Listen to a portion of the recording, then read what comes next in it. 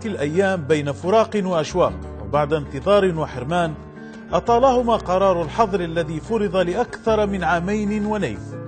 يحين موعد اللقاء بين جمهور متعطش لهذه اللحظات، فما من شيء يشعره بالنشوة كترديد كلمات نشيد الوطن، وبين منتخب بدأ يكتب أول حروف التاريخ الجديد لكرتنا الليبية ويرسم ملامح جديدة لصورة ليبيا كرويا.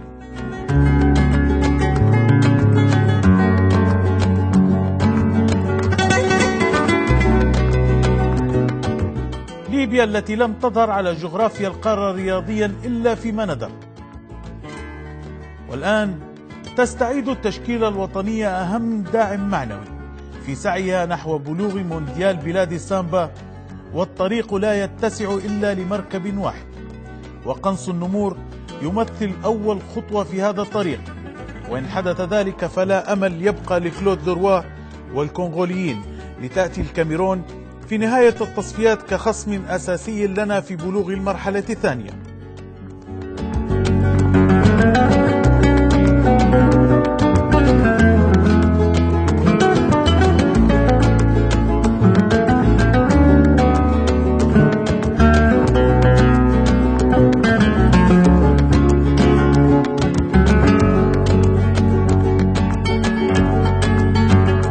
في الوقت الراهن لا مجال للتفكير في شيء غير موقعة عشية اليوم أمام الكونغو، والتي استعد لها منتخبنا الوطني كما ينبغي، خاصة بعد استعادة عدد من اللاعبين المهمين، منهم أحمد سعد ويونس شيباني ووليد السباعي.